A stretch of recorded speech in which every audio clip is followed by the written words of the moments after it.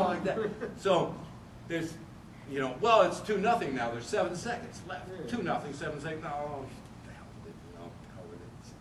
she didn't mean, anyway, because I didn't say that. I said, oh, phooey, or something like that. So she gets back on. I said, Kelly, go into your panic game. So 7 seconds, ready, fence. Boom, boom, she gets the girl. The girl's trying to parry, you know. Now it's down to 2 seconds. 2 seconds, ready, fence. Boom, boom, she hits her again. 2 seconds, it's tied. Game's over. Girl loses. Why? Because Kelly's got the priority. Yeah. Right. So that's how it worked. And the very next bout, the exact same thing. We went into overtime. Kelly won again because she wins in overtime. It pays you to learn a tactic, something you do. Think about it. What are the rules? How do you get around it? Everything there is to think about. The time, the 1 minute, how to arrange it, and come up with tactics for it. And every chance you get, if you've got a good tactical game in the overtime, every chance you get, shoot for the overtime. That's the way you play game theory. You have to find out what are your odds in every possibility. The other thing that parents can do if you stand around and watch the game long enough is you begin to categorize how the other people that you're fencing fence. There's only so many, I mean, especially in the United States, you only have a variety of games that people play here. Like for instance, there's a very classic girls game where they fence most of the time. They fence the club with boys. So they, in the tournament, they will go back to their own 2-meter line. Just go back, and stand back there and just waiting for somebody to attack them. And as soon as someone makes the attack, shoot, they're out real quick with a really fast counter, and because they can control the distance down there in the 2-meter. Well, our instructions to Kelly and Courtney are always never go down there and play the 2-meter game. Bring them out to the middle of the strip. Find some way to bring them out to the middle where you can control the distance. Otherwise, if you go down there and play the 2-meter game, you're going to get hit because that person is doing nothing but looking for you coming forward. As soon as you go forward, bing, you're hit. You know, and it's a very low probability game of success to go down there and play someone else's 2-meter game. Bring them out to the middle of the strip. Figure out some way to bring them out to the middle. And the vast majorities of the games that you watch here in the United States, in women's Epee, and to some extent in Epee too, you watch them fence, they'll be like this. Chick, chick, chick, chick, chick, chick, chick, chick, chick, chick, boom! Chick, chick, chick, chick, chick, chick, chick, boom! Chick, chick, chick, chick, chick, chick, chick, boom! That's it. That's the vast majority of the game. That's the way it goes. Then some people elaborate on that a little bit. They figure, chick, chick, chick, boom, boom! They catch them on the recovery. Some girls have got a very good game at that, and that's an excellent tactic, is attack on recovery. But it's a very typical type of second tier type of tactics that people use. But mostly everything depends on step movements. Chick, chick, chick, chick, boom, boom. Now, that was one of the biggest things that we taught our kids, that we don't want them to play that way, and you don't want our girls fence that way. Our girls fence like this.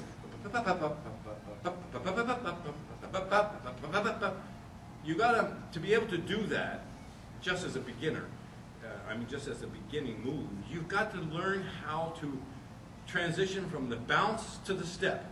You bounce, then you step to titching, and then you bounce, and you go. You have to know that transition. Most people can't do that. Most people now, and by the way, it's ironic that that bouncing was not ever used at all before the late 80s. That was when it first began. Before all those years and centuries, no one ever bounced. And now, the guy that started was this guy, John Hardenberg, from Sweden, was a friend of ours, and he invented it and started it. Won the World Championships and the Olympics doing that, and a buddy of his that worked with him got second in the Olympics, and then he quit. But everyone after that started bouncing, and now everybody bounces, and they don't know how to step. Unless you're in saber, which is they don't bounce in saber, they step. They go ba-da-ba-da-ba-da-ba-da. And foil also, and that's the ideal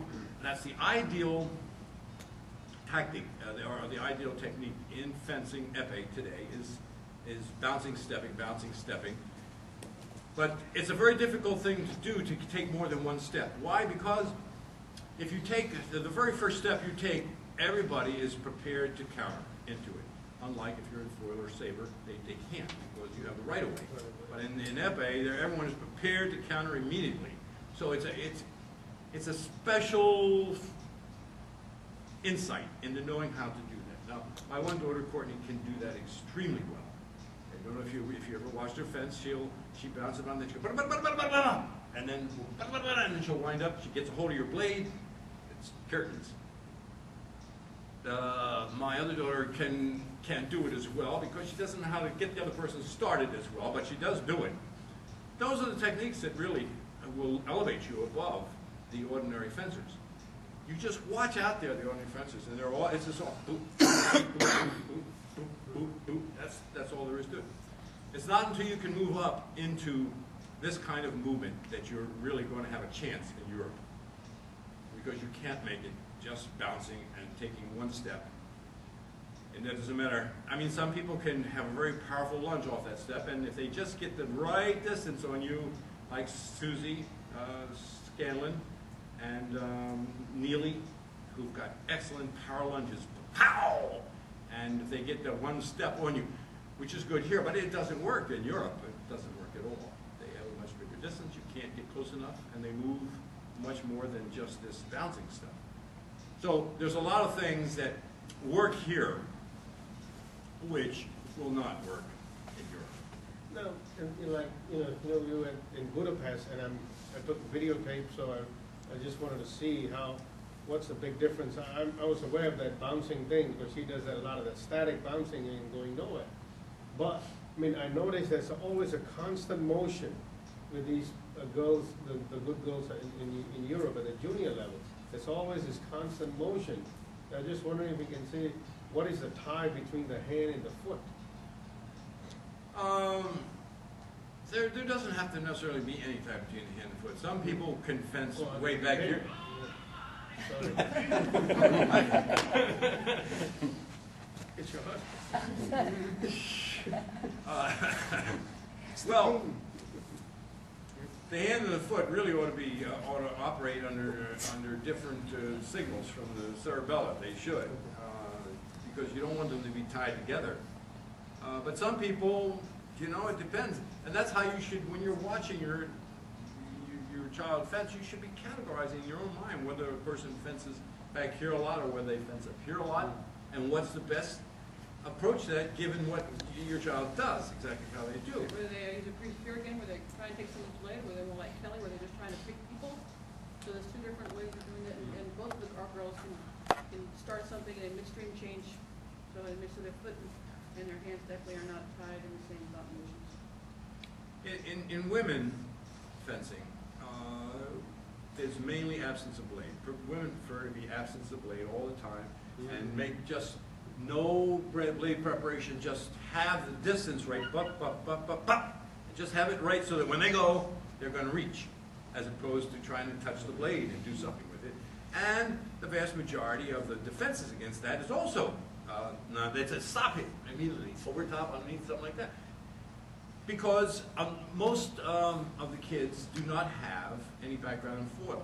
If you have a background in foil, you get some of this stuff, this parrying, taking your blade. Like both of my kids have won the national championships in foil, besides epee. So they can take the blade, although they tend not to. Even they're getting a little bit too exaggerated on that, and so we're trying to push a little bit more of blade taking. And